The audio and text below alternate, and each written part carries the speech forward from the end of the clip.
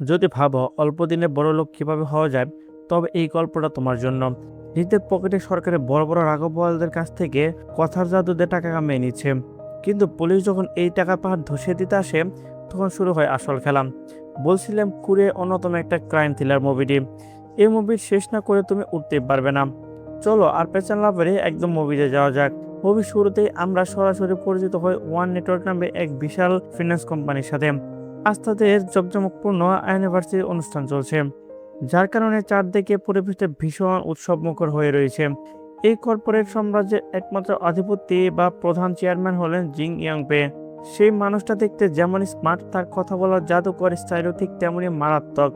কয়েক হাজার সাধারণ ইনভেস্টর আর বড় বড় শেয়ার হোল্ডারদের সামনে স্টেজে দাঁড়িয়ে সে যখন মাইক্রোফোন তুলে নেয়, তখন পুরো হলরুম হঠাৎ পিনপতন নীরবতায় নেমে আসে। চেয়ারম্যান জিং তার সুনিপুণ বক্তব্যের মাধ্যমে সেখানে উপস্থিত সবার দুর্বল ইমোশন নিয়ে খুব নিখুঁতভাবে খেলতে থাকে।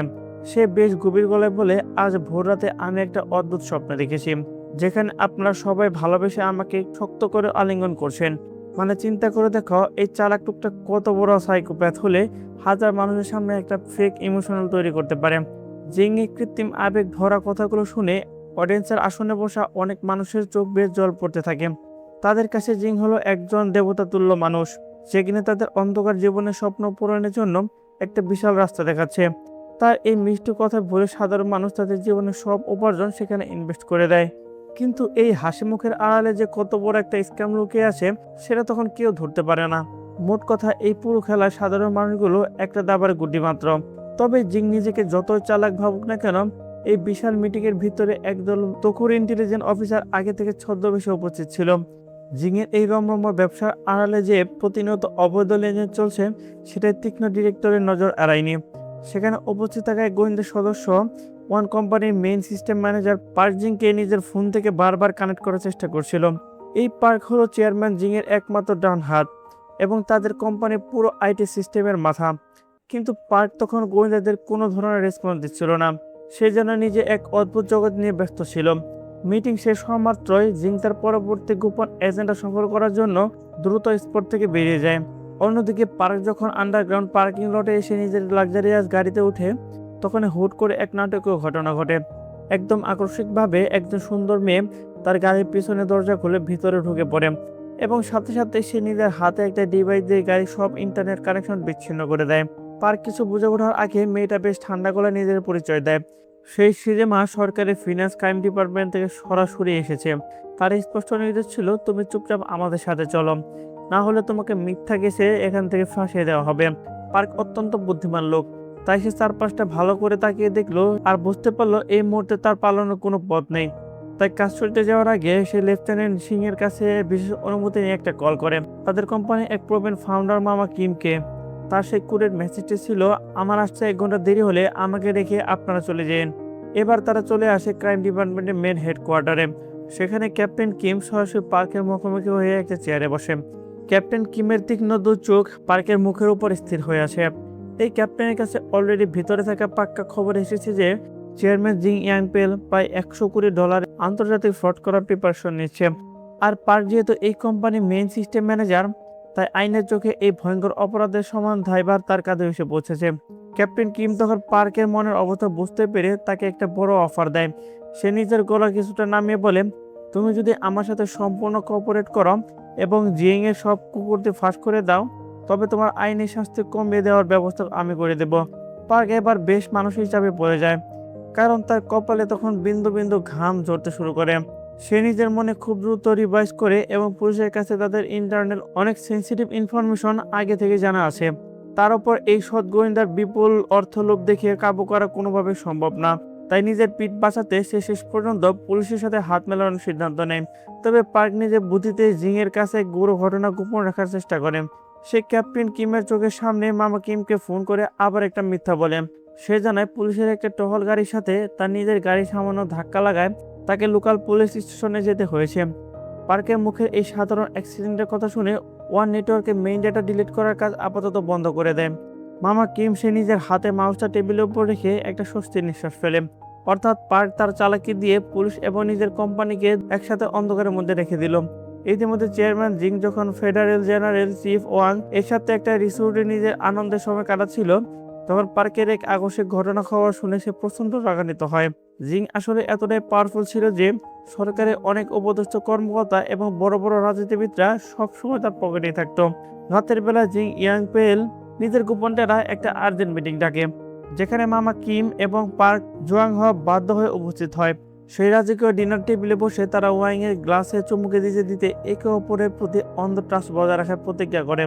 যদিও মামা কিম পার্কের উপর একটা সন্দেহের দানা বাঁধতে শুরু করছে, কারণ সে পার্কের চোখে পলক ফেলা স্টাইলটা খুব মনোযোগ দিয়ে নোটিশ করছিল। ডিনার শেষ হওয়া মাত্রই পার্ক যখন রেস্টুরেন্টের বাইরে আসে, লেফটেন্যান্ট শিজিং এর একটা সিক্রেট মেসেজ রিসিভ হয়। সেখানে তাকে দেখা করার কথা বলা হয়েছে, কিন্তু পার্ক নিজেও খুব কম দ্রুত নয়।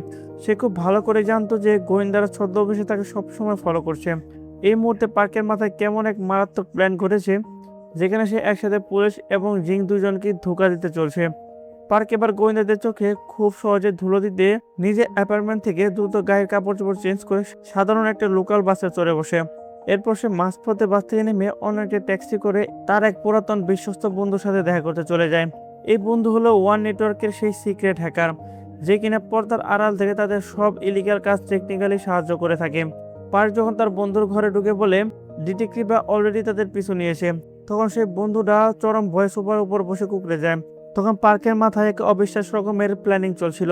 সে তার হ্যাকার বন্ধুকে বেশ নিচু গলায় বলে, পুলিশ আমাদের ডেটা সেন্টার থেকে মেইন লেজার পেয়ে যাবে, কিন্তু তার আগে আমরা কোম্পানির মেইন অ্যাকাউন্ট হ্যাক করে $5 কোটি নিজেদের অ্যাকাউন্টে সরিয়ে নেব। 2 কোটি তোমার অ্যাকাউন্টে, বাকি 3 কোটি আমার অ্যাকাউন্টে। এই বিশাল টাকার লোভ তার বন্ধু সামলাতে পারেনি, যার ফলে সে সাথে সাথে ল্যাপটপ অন করে মেইন কোডিং এর সাহায্যে কাজ শুরু করে দেয়। এবার তোমার মনে একটা স্বাভাবিক প্রশ্ন জাগতে পারে, এই লেজার জিনিসটা আসলে কি, আর এটা কেন এত জরুরি? আসলে লেজার হলো চেয়ারম্যান জিং এর নিজের হাতে লেখা সেই চরম আকাঙ্ক্ষিত সিক্রেট ডায়েরি, যেখানে তারা সব ইলিগের কাজের নিখুঁত প্রমাণ আর কোন কোন রাঘবওয়ালকে কত ঘুষ দেওয়া হয়েছে তার সব ডিটেলস রেকর্ড করা আছে। এদিকে ক্যাপ্টেন কিম নিজের অফিসের কমিশনারদের রুমে গিয়ে সেই লেজার আসল গুরুত্ব খুব ভালো করে বুঝিয়ে দেয়। ইয়াং পেলের সাথে সরকারের বড় বড় ডিপার্টমেন্টের প্রধানদের সরাসরি জড়িত, বিশেষ করে চিফ ওয়াং।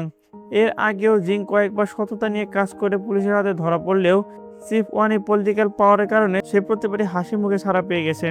তবে এই লড়াইটা সম্পূর্ণ আলাদা, কারণ এই লেজারটা সরাসরি নিজেদের হাতে আসা মানেই জিং এর পুরো অন্ধকার সাম্রাজ্যের পর্দা 1 সেকেন্ডে ফাঁস হয়ে যাওয়া। যাই হোক, পরের দিন সকালে আমরা বড় টিভি স্ক্রিনে দেখতে পাই চিফ ওয়াং স্বয়ং ন্যাশনাল মিডিয়ার সামনে এসে ওয়াং নেটওয়ার্কের অনেক গুণগান গাইছে। দেশের এত বড় একজন কর্মকর্তার মুখ থেকে এমন প্রশংসা শোনার পর সাধারণ মানুষের মধ্যে কোম্পানির প্রতি কনফিডেন্স মুহূর্তের মধ্যে হুড় বেড়ে যায়। ফলে তাদের ওয়ান নেটওয়ার্কের অফিসে নতুন শেয়ার হোল্ডার সংখ্যা প্রতিদিনই জ্যামিতিক হারে বাড়তে থাকে। অন্যদিকে পার্ক তার হ্যাকার বন্ধু তখন নিজেদের অন্ধকারে ঘরে বসে জিং এর মেইন অ্যাকাউন্ট হ্যাক করার চেষ্টা করছে, কিন্তু ক্যাপ্টেন কিম এদিকে হাত গুটিয়ে বসেনি। সে নিজের ইন্টেলিজেন্ট রুমের বড় মনিটরের আড়াল থেকে পার্কের প্রত্যেকটা ডিটেলস মুভমেন্ট মনিটরিং করছিল। পার্কের নিজের মনে হচ্ছিল যে সে বুঝি সবার ধরাছোঁয়ার বাইরে চলে গেছে, কিন্তু বাস্তবে সে ছিল ক্যাপ্টেনের ফাঁদা জালে।